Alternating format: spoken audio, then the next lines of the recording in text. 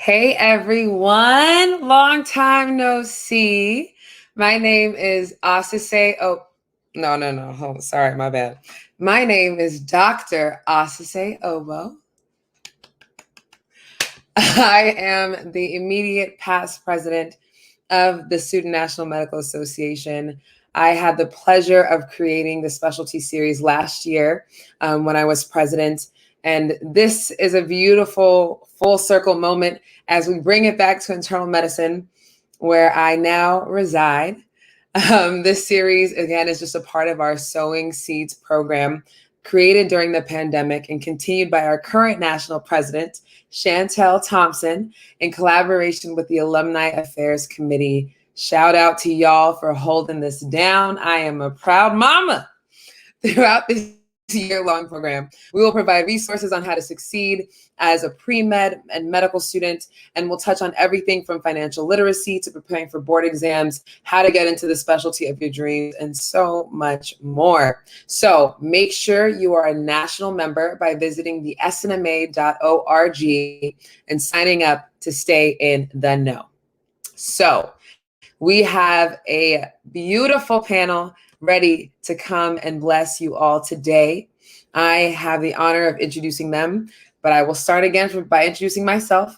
I'm part of the class of 2021. So again, my name is Dr. Obo. I'm an internal medicine resident, PGY1, at the Johns Hopkins University, a part of the Osler residency program, the first of its kind. We thank God. So I moved out here to Baltimore, super proud and honored to be here and, making it through intern year. The next panelist that I will introduce to you all is Dr. Suleiman Tajani. We'll bring him up to the stage. Thank you so much for giving us your time this Wednesday evening. Dr. Tajani is a pulmonary critical care medicine fellow, AKA he's made it to the other side of residency at East Carolina University. Congratulations. Thank you. It's a pleasure. Happy to be here. No problem. Awesome. Glad to have you. Next, we have Dr. Emmanuel Adonfe. Hopefully I said your name correctly. I know that is from Ghana. I'm Nigerian. We love y'all. He is an internal medicine attending physician at the Einstein Health Networks. Hopefully we can see your face soon. It's the screen is black, so hopefully we can get your camera working. But I'll keep going and introduce our next panelist. We have Dr. Sydney A. Bullock here with us. She is a GI fellow. Goals, just understand that even those on the panel can come and get resources and get connected, like myself, a future GI fellow in the making, Lord willing. But she is a GI fellow from Northwestern. It is a blessing to have you here, Dr. Bullock. Thank you for joining us. I'm happy to be here, but just correction, I am an endocrinology fellow, not a GI fellow. Uh-oh. I'm sorry, it's wrong on the script. No worries. Endocrinology fellow, still great, it's still needed. Good to have you here. And then last but not least, we have Dr. Christina Harris, who has a lot of titles, y'all. So give me a second if you correct me if I mess up on any of them. No. Dr. Christina Harris is an associate program director at UCLA in their Department of Internal Medicine. She is the associate vice chair of the Department of Medicine, Office of Equity, Diversity, and Inclusion. She's the assistant designated institutional official at the UCLA Graduate Medical Education. She is a health sciences associate clinical professor at David Geffen School of Medicine at UCLA and a part of the VA Greater Los Angeles healthcare system. We are honored to have you here. Oh, thank you. Did I miss anything? You good? Did I miss anything? We're good. You sure? All right. That's the last time I just copy and paste onto the reply. No, we need to make sure that you are appropriately acknowledged. But again, we want to thank all of you for being here. Good to see your face, Dr. Adonfe. Am I saying your last name correctly? Yeah. Awesome. All right. So we're going to get it started. And again, just for our viewers, just make sure you can put in your comments live in the Facebook chat. We'll see it on this end and pull it up once we get to the Q&A portion of the panel. So excited to be here. So first, we got to start with the story. We need to know how you all made it to where you are today. So we can do popcorn if anyone is eager to go. We're going to just start with where you trained for medical school, where you are now, how you chose internal medicine. And I think one of the most important things about this specialty series is we want to know what mentors you had in the field, how you found mentors, and then maybe end with your favorite thing about the field of internal medicine. It's a lot. I can remind you if you missed something, and you can hop back in whenever. We want this to be a free-flowing conversation. So why don't we start with you, Dr. Sydney Bullock?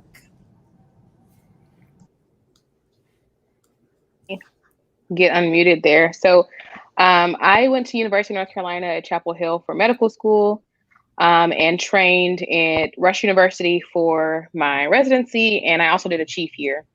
And now I'm doing endocrine at Northwestern. So I think we were supposed to jump into, of course you told us that and I just immediately forget. But I think internal medicine for me just gave me the most options. I liked that there was an opportunity to specialize. I wanted to possibly pursue that, but I wasn't sure just quite yet initially. I knew the OR wasn't for me. I like to eat and go to the bathroom when I want to. I knew that I thought kids were fun, but medically, I just wasn't as interested as I was with adults.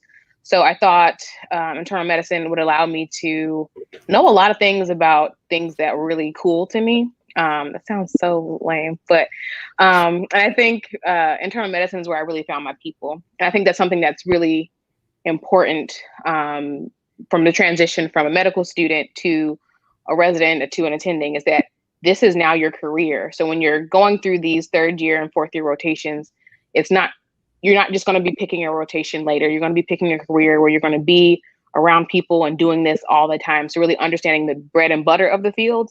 And I really like a lot of chronic adult conditions. So I think also having really good mentorship. I was a non-traditional student. I took 5 years off between medical school and college. So I had a lot of friends who were already practicing physicians. So I was able to lead on them and get their examples. I have one really great friend who's actually practicing in North Carolina, who is an internist. And I love talking to him about every aspect of life. And I think one thing that's really important to have those mentors. It's really important to have mentors who have similar goals or who are in similar roles that you want to be in, whether they are program directors or whether they are specialists. I think you can really benefit from just having a group. So mentorship is super important to me, which is why I was super excited to be here and talk with you guys tonight. As far as my favorite thing about internal medicine, I would cup out and say endocrinology, but I think that there's just really a diversity to the field. And I think that the disease processes are really complex. And I think being able to really engage with your patients and help them navigate through these chronic issues, medicine is not always, we don't always get to see the results of what we're doing right away, but just really seeing things over time has really been very rewarding for me, just to see how my patients have grown, developed, and improved in their health. So I think that's probably, outside of endocrinology, my favorite thing about internal medicine. That's awesome. Thank you so much for sharing that. Anyone excited to go next, or I can pick? Everybody calls me Tijani. I'm Sulaiman Tijani, and I was born in Nigeria, but I did my medical training in Kingston, Jamaica. Right, and that itself is its own journey, but we're not going to go through there. We're not going down that path. But I went to the University of the West Indies, and the University of the West Indies is one of these. It's the university for the Caribbean, and it's linked to the University College of London. It's also linked to the University of Ibadan in Nigeria. So you get really a British style training in medicine, and so that was exciting. So our program was 5 years. After finishing 5 years, one of the facets of the British training system is that they allow you to, you have to go through an internship period where you're not in residency. You're actually doing the core areas of medicine, internal medicine, general surgery, pediatrics, and obstetrics and gynecology. So, I mean, after I finished both general surgery and internal medicine, I'm kind of going, I actually like both of these areas, right? But I also, I loved pulmonary. I loved all things thoracic. And so I went to, there's a thoracic hospital on the island of Jamaica, National Chest Hospital. So I went there and I did some more, I just worked with some of the attendings there. And I think that's where I really learned the benefit of mentorship. And that's also why I share with Dr. Tipton in that I realized how much I benefited from mentorship at that point. And so that's why I also try to give back as much as possible. So from there, I worked in thoracic surgery for a while. And then I realized that I had an insatiable appetite for just wanting to know every little detail about this patient, even though I was going to operate on the patient, right? Yeah, I know I could do the operation, but I also wanted to know, many of the little things. Okay, why are you this medication that you're taking? Why aren't you able to take it? You could change to this. And so I started to realize that that aspect or that thirst that I had it would be best tapped into it by transitioning over to internal medicine. So I always say to persons, and I say this to students all the time, don't feel rushed that you have to have everything all figured out. But at some point when you start realizing, oh man, I really, really love this thing, then you make that transition. So, and I made that transition and I haven't regretted it since. So that's kind of my story as to how I transitioned over to internal medicine. Of course, there are a lot of little details that I'm willing to fill in if any questions come up, but in the interest of time. And I then moved on to Harlem Hospital. And I enjoyed my time at Harlem Hospital because, a lot of the facets of modern day medicine in terms of the social determinants of healthcare really, they get accentuated in some of our community hospitals. So I really loved working at Harlem Hospital. And then I can go a little into why I chose pulmonary critical care. I've always liked all things thoracic. So the opportunity to continue that quest for knowledge took me to going down the road of pulmonary critical care. Internal medicine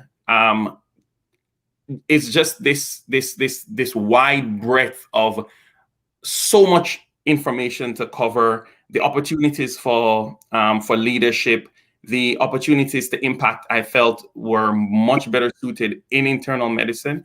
And so these were some of the core things that led me down to making the switch, as people would often label it. But I haven't regretted it. If anything, I felt like I've been able to be the sum total of who I've always, what I've always dreamt of in terms of being in medicine. So I absolutely love what I'm doing at the moment, and really looking forward to having some more conversations. I think the two stories we just heard, y'all, really goes to show that there's no direct path to getting to where you want to be. And I think there's so much beauty in the journey. And I want to thank you, Dr. Shijani, for being here, because I think one of the things that SNMA is working on, or at least that we were working on during my administration, is how to support international medical graduates to help them understand how to get into the U.S. healthcare system, how to get into residency. And I think it's so important that you're here and represented. So glad to have you here. Dr. Harris, love to hear from you. Great. So I went to Harvard for medical school, and then I did my internal medicine / primary care track training at a residency at Cornell. And I think I knew I wanted to go into internal medicine from the first day of medical school, but I didn't quite know that it was internal medicine because I'd never heard of that. I knew I wanted to be a primary care doctor. I knew I wanted to be the go-to person for my patients who, they would come to me for, all of their questions, and I'd be able to hold their hand. And so that narrowed it down a little bit. I knew I didn't want to deal with kids, except for maybe if they were mine. So that ruled out a few things. I also knew I wanted my training, my residency, to be deeply rooted in both inpatient and outpatient medicine. And that is something that is very central to training in internal medicine. We spend a good amount of time in the hospital, but I think that really does allow us to manage some of the most complex patients in the clinic. We have to know what sick looks like, and what ICU looks like, and what CCU looks like. And so I would not change that aspect of my training for anything. And I also wanted a field that really best allowed me to be able to care for the patient in the ways and think about all the other factors that play into health and wellness and sickness. And I'm thinking about the social determinants of health. And, that is definitely something that can be thought about and centered on and focused on in other specialties. I did think that an internal medicine training would help me from that standpoint. Mentorship is super duper important for sure. Okay, I'm telling all my secrets. Sometimes I have a problem or a hard time going up to people. I'm married to a business guy, and he's always like, oh, I met this guy. I think I'm going to ask him to be my mentor. And I'm like, oh, God, like, is that a thing? And so I always felt kind of weird being like, oh, will you be my mentor, and making it official. And I kind of went through medical school and residency training feeling that way. And so I remember I was doing some panel, and somebody asked, like, well, who is your mentors? And I was like, oh, I don't know if anyone considers me their mentee. And they're like, but who do you go to when you need to talk things out? And I was like, oh, well, I could go to this person, I can go to this, but I'll talk to anybody and everyone. I'm an open book, and I will pick their brain. And they're like, oh, those people are your mentors. And I was like, oh. So I say that to say mentorship comes in lots of different ways. Sometimes it's formal, but sometimes it can be very informal, and that can be very important too. I've been in residency leadership for 15 years, and I know that we are surrounded by faculty members and attendings who all want you guys to succeed, and are all likely have an open door policy. So that's what I would say.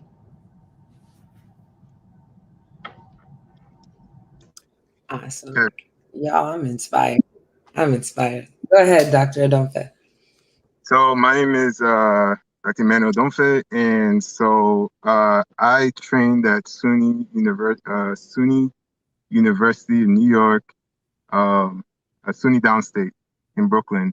And initially, I went to med school at SUNY Downstate in Brooklyn, and then I also did my internal medicine residency there. And essentially, the thing that brought me to internal medicine, so when I was a medical student, I was fascinated by so many different specialties. My first rotation was OB, and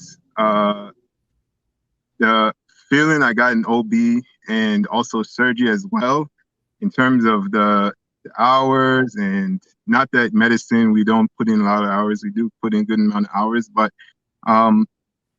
at least in my experience, I didn't feel as if I didn't feel it was the right field for me. Just giving, I guess, the emphasis on wellness and certain different aspects of the field of, like, specifically surgery and OB. So then I moved to emergency medicine, and then emergency medicine, it's more of a fast-paced type of specialty. And it doesn't really give you that opportunity to sit down, think about the patient, talk to the patient, get to know the patient. And I'm a people person. I like to, get to know my patients. I like to get to know their family and their stories.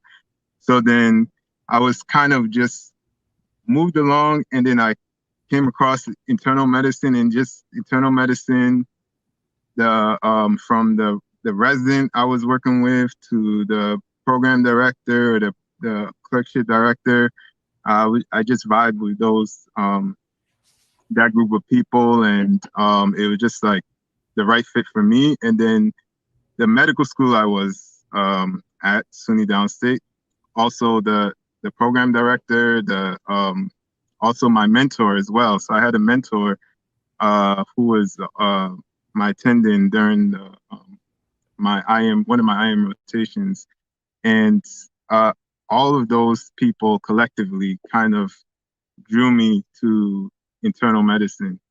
What I'll say is that the aspects I love the most about internal medicine is, one, you get enough time to, well, for the most part, the general idea of internal medicine, you get enough time to see your patients, especially your sick patients, and try to formulate a plan and feel like as if you're actually taking care of the patient and not kind of just rush things through. The second aspect I like is that, which I think one of the co-panelists was mentioning, is that it's so dynamic. It's bread and butter medicine. It's the basis of everything. Internal medicine is the basis of dermatology, is the basis of, even surgery, is the basis of, most of the other specialties, is my understanding that came out of internal medicine. So you get a relatively okay sense of what, the other specialties are doing. And it gives you that aspect. It makes you a bit more dynamic. And then in terms of opportunities for the specialties, there's about I think you have basically every system, cardiology, pulm crit, ID, endocrine, and then you have there's multiple other ways you can kind of finagle yourself in terms of internal medicine. If there's some individuals who specialize just in sickle cell, which we have at our hospital here, and I have some of my co-residents went to go do sports medicine. Some of them went to go start a spa. Some of them, it's very versatile. I even have one that did a co-resident, a resident friend of mine who went to go do an EM 1 year rotation. 1 year kind of fellowship type of thing. But it's like it's a specialty that's so versatile. So that's what I enjoy about internal medicine. And in the issue asked question about mentors. I also like when I was coming up, and even now to that respect, what I think is that essentially, me personally, I'm the type of person that I talk to anyone, who is willing to listen, who has something valuable to add about my problems. So I don't necessarily have one person that I call a mentor. There's conglomeration of people that I can talk to. I can call on it when I'm really in a bind and I have a question. And I've had these mentors and individuals since my college years, since I was a freshman in college. And then not necessarily your mentor has to be doing exactly what you're doing. I have some mentors that, they were initially, they were my mentors teaching me organic chemistry. And then I was just talking to one earlier today. He's now the CEO of a biotech company. He didn't even go into the medical field. So there's so many aspects that, different individuals can provide you with and advice that you shouldn't necessarily feel bad if you limit yourself, or you don't limit yourself to whoever you want to call your mentor or not.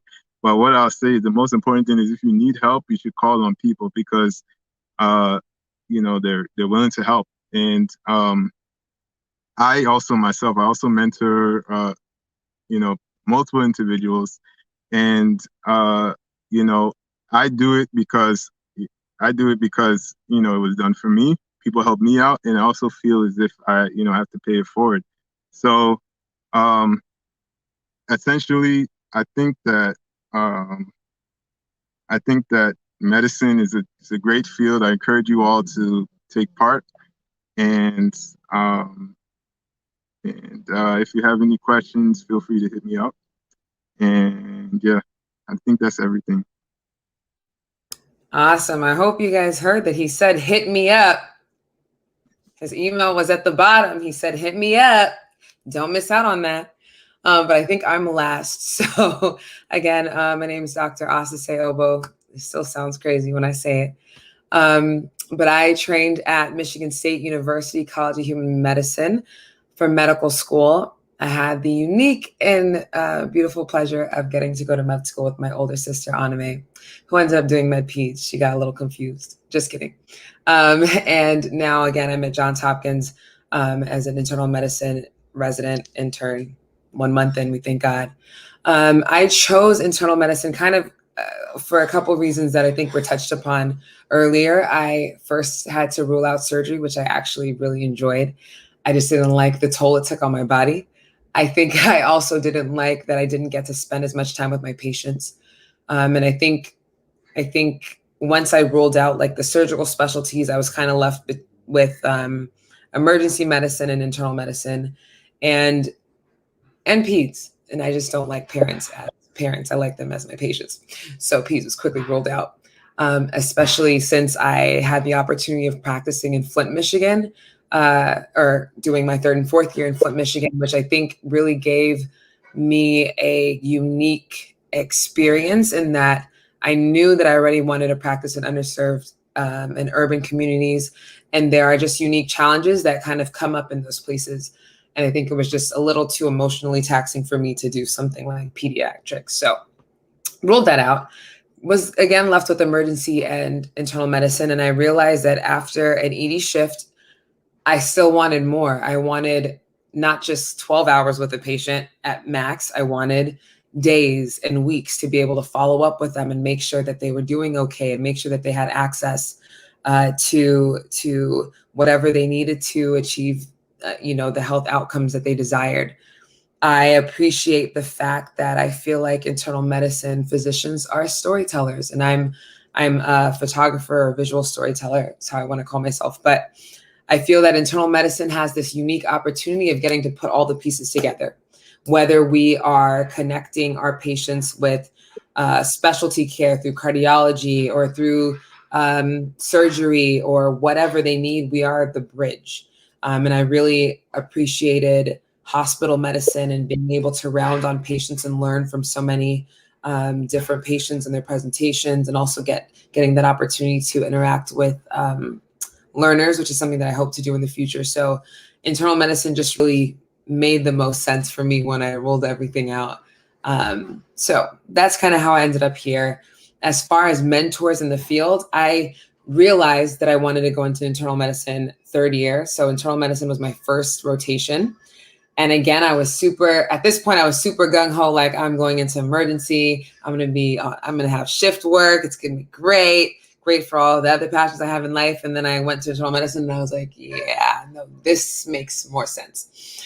And so I think my pursuit of mentors came from the SNMA. And I'm not going to, I mean, I was president, so of course I want to plug it till I die, but I think that SNMA does a great job of trying to connect its members with folks that are in positions that we aspire to be in.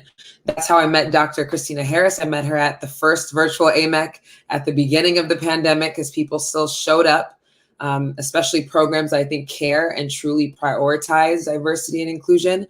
Those were the folks that showed up to the SNMA virtual conference.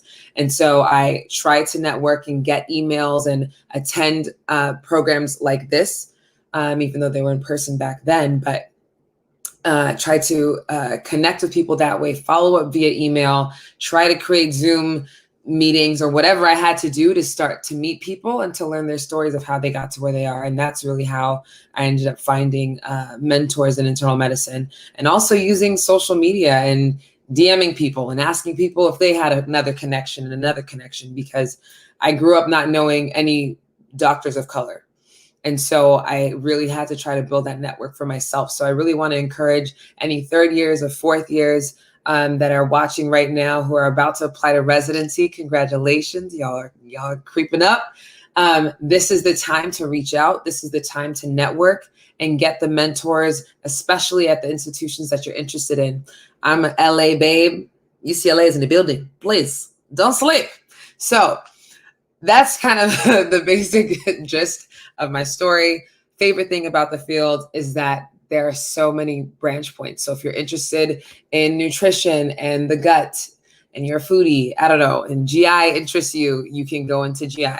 if you love the heart and all the things that it does and want to be in the forefront of talking to African Americans about hypertension and ways to combat it in their own communities, you can be a cardiologist. There's so many different ways that you can subspecialize and really create your own space within the field of internal medicine that I think is really special and unique to the field. So I think that's my favorite thing there.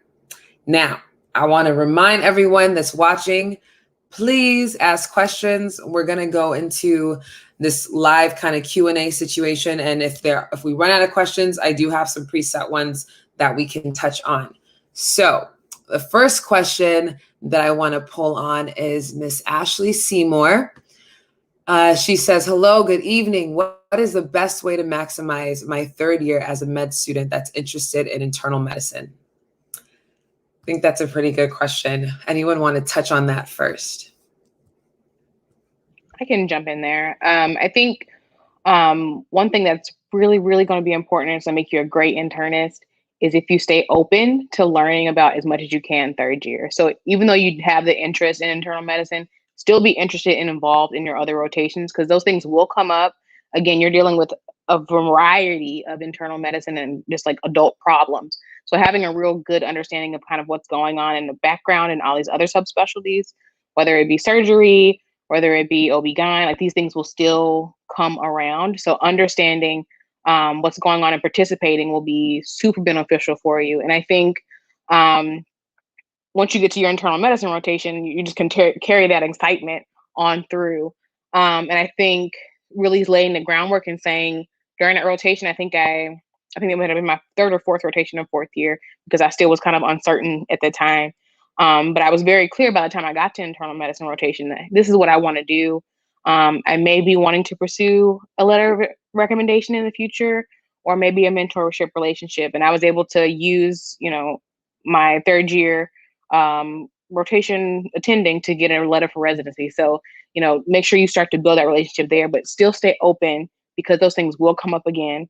You will have to have a patient who's had a procedure, who has a fever that you have to navigate as an internist, and you'll have to work with those people as consultants in the future. So having some idea of what's kind of going on and being open to that third year is going to be huge for you in the future.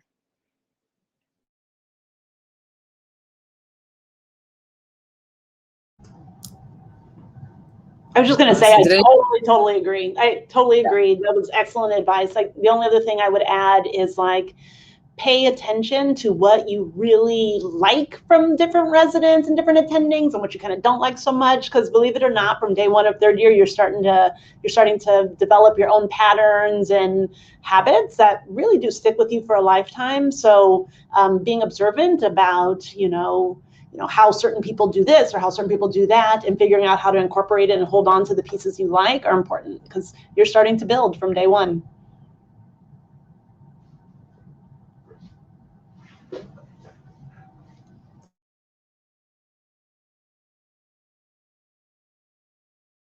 Dr. Adonfe, are you trying to say something? If you are, you're muted. Yeah. Hi. Yeah. Oh, sorry. So what I'll say is, try to have fun. Try to enjoy yourself.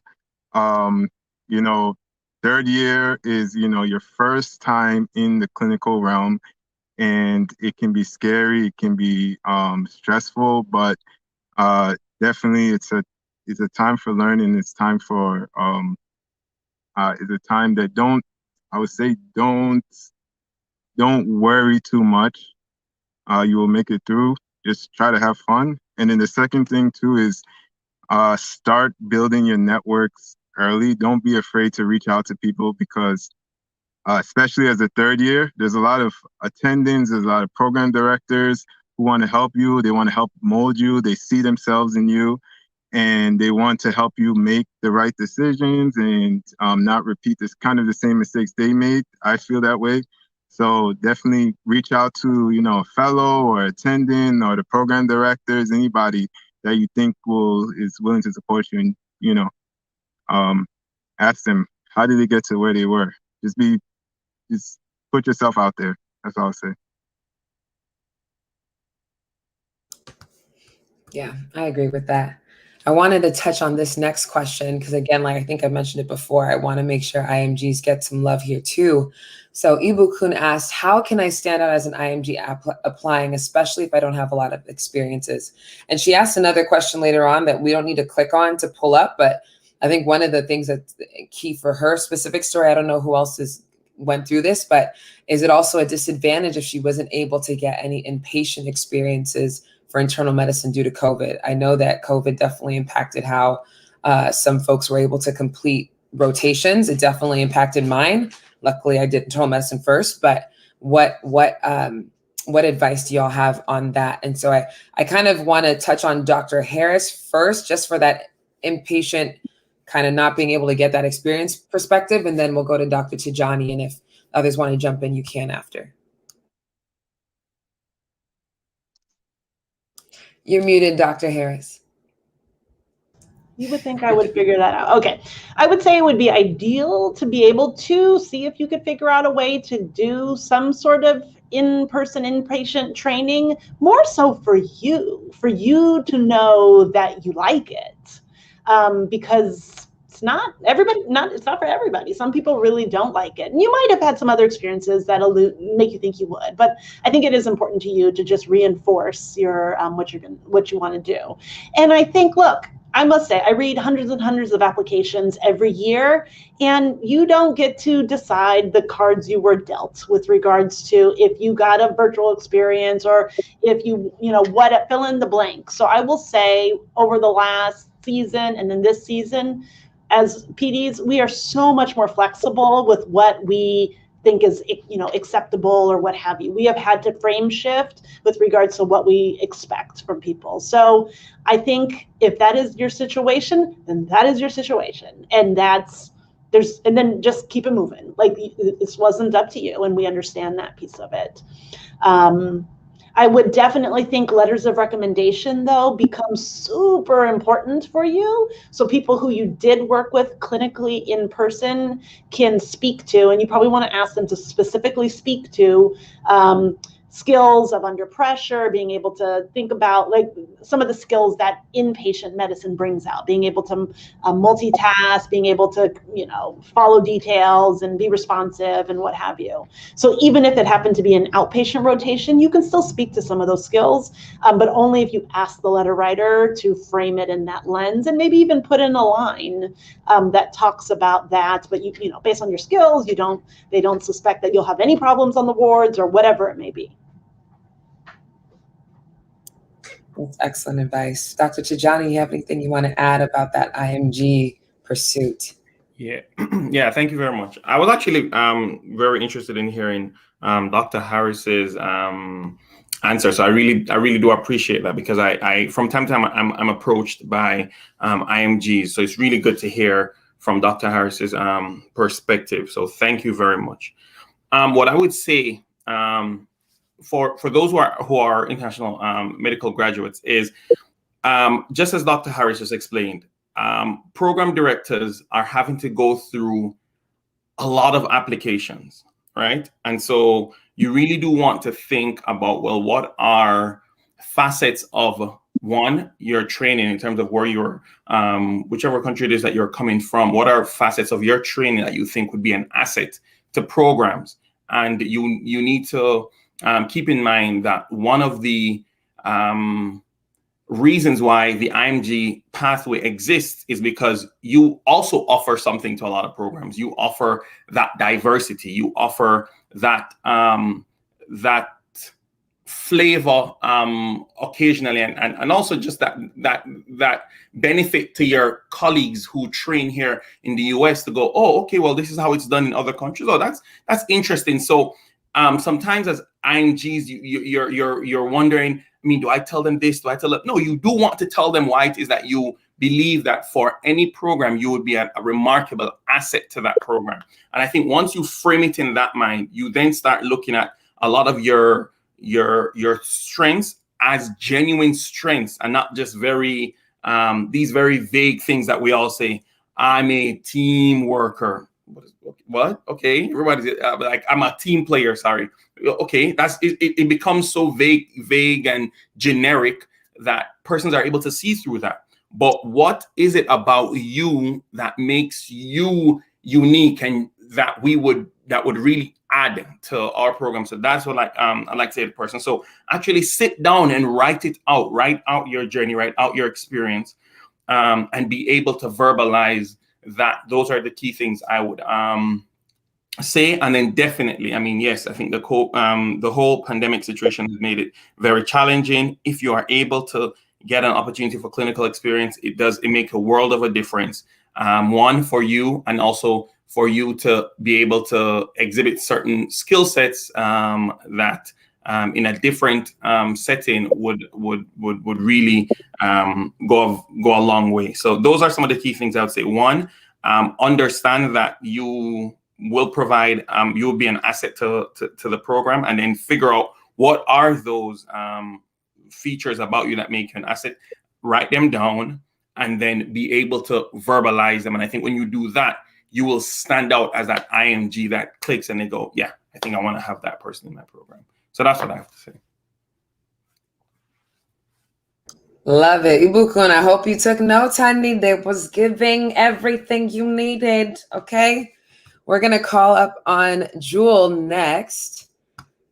Thanks so much for being here. I share those sentiments. What advice or wise words you have for an MS4 just deciding to go into IM? Welcome, welcome, welcome to the family, sis. Any words of encouragement from the panel? I say go for it. Go for it. It's a great decision. I certified my decision to go into IM in my fourth year as well. I was juggling multiple different specialties, but I settled on IM, and I don't regret it. So definitely go for it. It's a very versatile field. You always have a job. You can, start working right out at 3 years, or you can go and do multiple different specialties. You can go do work for some years and then go to specialty later. You can, there's so many different things you can do with IM. So yeah, I say go for it.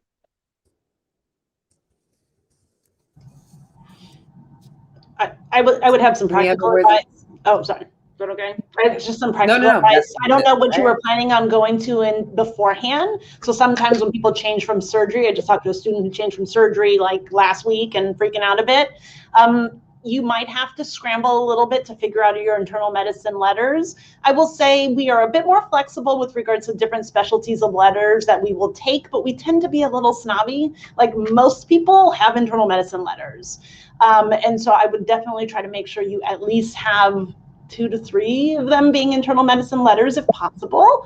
And we can figure that out. And the other thing is if you were in a specialty that were like all of your research and activities was heavily focused on that one specialty, and your application will read as such, like, oh, wow, this person clearly had an interest in ophthalmology, and now they're applying in internal medicine. As someone reading that, I want to know, clearly they had a big interest in this one specialty, and now they flipped the script. Welcome to the club. But I want to know, like, why? Probably talk to your mentors, but that is something that I would look for in the personal statement and or the letters of recommendation as to what that might have been, because there's always a little bit of me, and again, I don't know all the details, that will think, oh, well, do they really want to do ophthalmology? And they're also just applying to internal medicine as a backup. And so that may or may not be part of your situation, may not read like that, but that definitely does come up. So if you think that might be an issue, then you should address it, because we want to know that this is really you're in it for the long haul.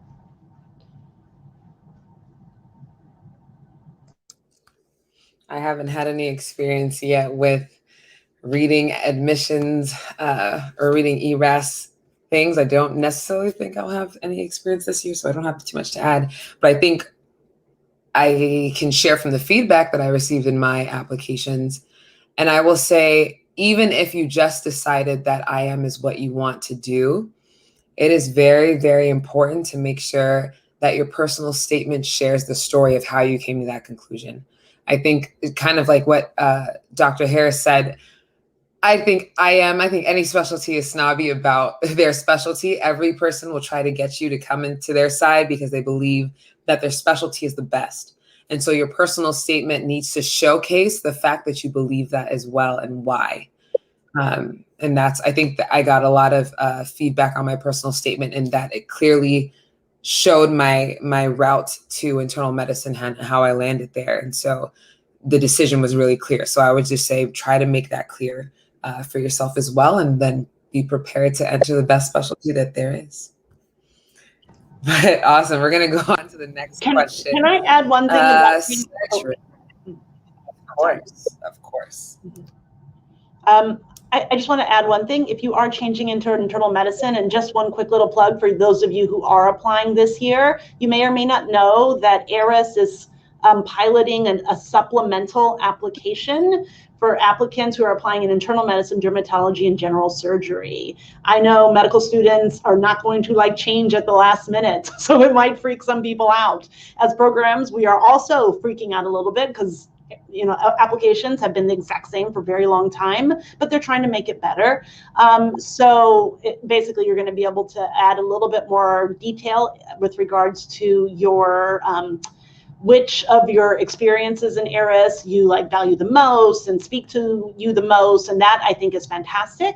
You will be able to signal what region of the country you're most interested in. I think you're able to signal to 3 of the 8 different regions across the country, and including Puerto Rico.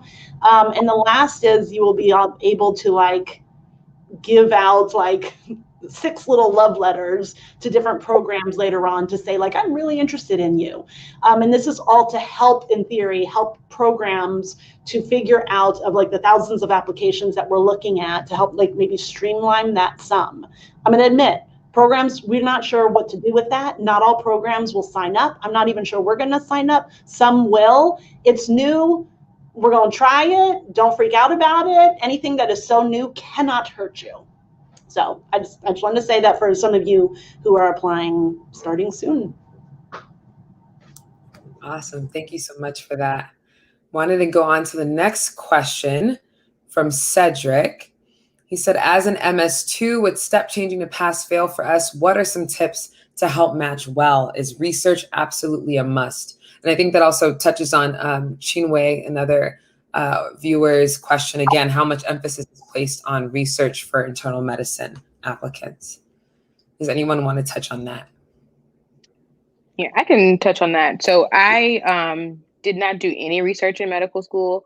I was not interested. I had an MPH before starting, so I had done some things there. I really wanted to focus on learning how to be a good clinician.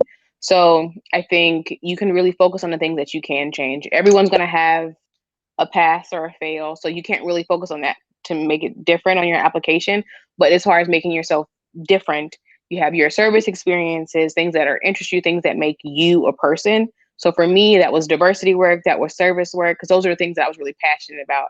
And those are the things that made Sydney different, I felt, compared to other applicants. So my personal statement was something I could change. My letters of recommendation were something that I can change. So your performance on the awards is going to be super important on how you do. But you can't really account for that. And I think, as a chief, I did a lot of things behind the scenes with the program during application season. And, they ask these questions all the time. How will we handle this? How will we, and I'm sure Dr. Harris can speak to this more because she looks at way more applications than I probably did last year. But it's definitely the things that you can change are the things that you work on. The things that make you you are the things that you focus to sell yourself. That's what makes you different and unique. You can't really control for that. And I think that programs are aware of that. So they'll be looking at other things to say, oh, I remember this person because they did this type of thing. And that doesn't necessarily have to be research. It can be you created a service project that they do every year at your medical school, or you really had a passion for this and you volunteered at a free clinic. Those are the stories that people like to hear. Those are the things that we talk about when we're meeting about students and potential residents. So I think that's where you have to put your focus on those things that you can change, because it's pass fail. There's really nothing that you can do about that. And I think the programs are understanding of that. So they're looking for other ways to figure out where you'll fit in. Yeah, and before I know everyone probably wants to hear from Dr. Harris too, and from the other speakers, but I think one thing, just lost my train of thought. It's been a long day. Intern year, blame intern year. And COVID. Oh my Lanta. Okay. There was one thing that I had wanted to say that I had some research on my ERAS CV for sure. No publication. So to me, in my mind, especially at the time, I was like, did I even do enough? If there's no publication, did I even do research? And so I think what I made sure to make visible in my application was what my passions were. And so I'm very passionate about photography and about making sure that there's a visual representation of people of color, specifically Black African American folks within the field of medicine and within fields across the board where we are underrepresented. And so that was something that I kind of spoke on, and that also kind of framed my personal statement. And I was also, this is going to touch on another question that I'll bring up at the end about how can you stand out visually in terms of your virtual interviews. I also made sure that where I was sitting, there was like a frame or two right here, so that if anybody wanted to say like, oh, wow, you did photography, tell me about that, I would just like casually like turn my screen over and be like, yes, I did some stuff. So I think there's a lot of ways that you can stand out. I think internal medicine, like one of the beauties of it is that I think we care about the whole person. I think we care about the story that you have and what you bring to the table. And it could be your creativity. It could be your passion for cooking, which will then help you to advise your patients on how to eat well, especially if they live in a food desert, and how to get creative. There's so many ways that you can flip your story to be able to shine the best light on how you fit into internal medicine. But Dr. Harris, I know folks want to hear from you. No, that you guys said it. It takes, we have people who are heavy in research. We have people who have done no research, but have shown their passions in other ways. And honestly, when we are building a class, we are truly intentional about having people who have different interests and passions. That's it. If we believe in diversity, and from that standpoint, we believe in diversity of interests and thoughts and experiences. And we know that if we matched a whole class of people who are, just heavy research or what have you, it would be different. So, you are you lean into your passions and you write about it and you figure out how to tell your story through your ERAS package. And that's that. And when I was applying in your shoes, I had 0 things in the publication. So I'm here to tell you, when you're submitting your ERAS, it's going to feel a little bad. I felt a little bad. I felt a little sorry for myself. But I had other interests. And look, it never came up once. So, and honestly, if it's a big deal to a program, then you don't want to be there. You're not going to be happy. That's it. It's a match for a reason, right? It's a two-way street.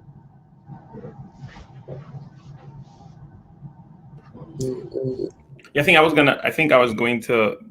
point that Dr. Harris made was the point that I also wanted to co-sign, in that when you're looking at programs, and if you don't have that much experience in research and you're not that passionate about research, and they are a heavy research-based program, you really want to scratch your head like, is this a program that's a good fit for me? Because then ultimately you're now trying to force yourself, into a situation that's probably not the best for you.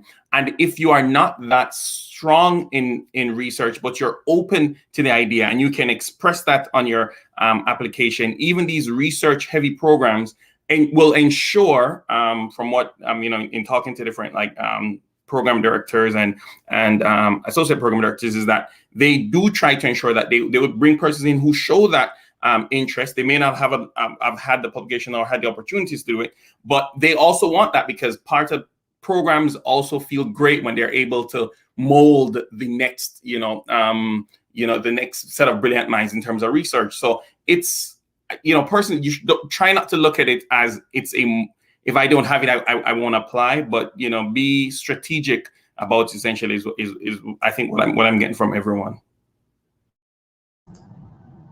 And the last thing I'll add is that, if you're not so big on research, you're like, I don't really like research, I haven't really done much of it, then you might think, oh, well, then I probably want to go to a program where it's not as emphasized or the residents don't do anything. And the one thing I would say to consider is consider a program where their residents do, they have opportunities to do research, and there are pathways to be able to allow the trainees to get exposure, because I must say research is an amazing, amazing career. And I wish I had leaned in a little bit more during my residency training into doing projects. I was kind of like, not my thing, not my thing, but like, try it. And you still may not like it, but you may love it. And it's an amazing career. So sometimes people don't end up pursuing research just based off of how they think it's going to be. And listen, research it's not just about pipettes and spectrometers. There's a lot of different aspects of it. And you can really make a difference. And not to beat a dead horse, I was just about to with Dr. Harris, because I feel like people think that you have to be in a lab and doing all of this stuff. There's a lot of clinical research that's out there. Like, I didn't do any in medical school, but I was able to do 6 projects in residency, and I'm really excited to take on some things in fellowship. And I specifically picked a program like Northwestern, who has a lot of opportunities and a lot of things out there that are just in the community. So I can do the clinical, I can do the basic science. So it's really all about what you make it, and you can really design the research to explore your passion further. So just to add to what everybody's saying, I think that it's also important to, when you're looking at your different residency programs, if you're interested in going into a certain specialty, I think that a lot of the programs that focus on research and have a lot of, like a university program or research program, often they'll have more specialists at the site, so you can rotate with them and get exposure to these different specialties. So that's one thing I would say to just look out for if you're interested in a certain specialty. Just look into the program. Make sure they give you opportunities to do actually research in that specialty as well, because that's another step that you have to think about when you're applying to fellowship, if you decide to go that route. If you don't, you just go 3 years and go work. Up to you. Awesome. Thank you all for your input. If you don't mind, I just wanted to also point out one of the things I was actually able to do in residency, and that's why it's also great to always think outside of the box, is that I actually did a video. We created a video when there was like a vaping, when there was like just this mass amount of cases of vaping-induced lung injury, and we created a video and then submitted that to ATS, and even that, was seen as was also accepted as essentially a publication. So think more than just the conventional thought is what I'm getting from everyone, and I think that's just important for students to consider nowadays. I love that. Y'all, I think the best thing to remember is that we're literally in a time that this is unprecedented. None of this has ever happened before. We haven't had to apply through a pandemic before. You haven't had to interview virtually. So understand that you can kind of push the boundaries a little bit this year.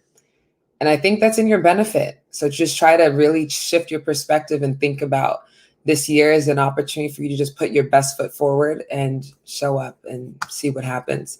I know we have a lot of questions that we didn't get to touch, but again, feel free to reach out to our panelists. They're here to support y'all, send you any advice and things that they have for you. I'm going to end with some quick, just one-liner. Any last things that you want to share before we close out? We can start with Dr. Bullock. Oh, Dr. Tijani, I saw you get off the mic. Oh, we can start. No. So just to hone in on what everybody's path is not going to be the same, and the beauty of the discussion we had today is just to see that there's so many paths to get to internal medicine, but the aim is to get to internal medicine, right? So figure out which path is best for you and really go after it. It's a fantastic specialty with a variety and just a rich experience and a rich history and the backbone of medicine, so to speak. So, I mean, really lean into it and, and just fly. I'll just say that, like you said, internal medicine is the backbone of all medicine, hence the word medicine in the specialty. Definitely, if you're interested, it's a great decision. You're going to know what to do when a patient collapses. You're going to know what to do in the outpatient setting. It's a very versatile field, and if you're interested, definitely go for it. Yeah, I obviously I did it. I loved it. I decided to pursue further training. I think that you cannot go wrong in the field of internal medicine. I think that there is so much to learn, so much to see. There's so much opportunity. You would be watching all of these TV shows and you're like, man, this is not good medicine because you just know so much. So, I think you are with a good field of people in internal medicine. And there's just nothing that you can't, maybe take care of a small child, but there's nothing that I feel like largely you can't do as an internal medicine physician. So, you can go and practice and always come back. And if you decide, I really enjoyed this aspect of medicine, let me do a fellowship. You have that opportunity. So you really just, your options are aplenty forever, I feel like, with internal medicine. And I think I'm going to speak to those of you who are applying very, very soon. Take a deep breath. I'm sure you are thinking that this is going to be a very hard, interview season, but I will say residency interviews are so much better than medical school interviews. It really is a two-way street. Use the interviews. They can actually be fun if you just kind of lean into it. Use them to learn about what you like about programs and don't like about programs. And just remember, everybody before you did this, you will do it too. So you are no different. And I guarantee, no matter where you match, you will look back at the end of your 3 years and say, I cannot imagine having gone anywhere different. I ended up in exactly the right place. It's just how life works. Awesome. Thank you all so much for being here, for giving us your time, your energy, your words. We appreciate you so much. I think Dr. Harris kind of touched on, I think, what my one-liner would have been. So I think, just closing advice, don't let your step score dictate your outcome. Especially, I think. Yes. Don't let it. Especially, I know this is the last year for step scores, at least for step one. And I know it was one of the questions that folks were asking. Don't let it dictate your outcome. Apply where you want to go.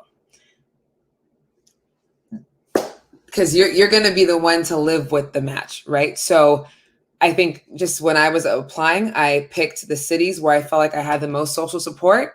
And I knew that I might want to subspecialize. So then I picked academic programs, and that narrowed it down to about 50-something options. And I chose from there. So literally, do not let your step score dictate your outcome. Apply where you want to go and let the cards fall where they may. And just like Dr. Harris said, you will get the great training.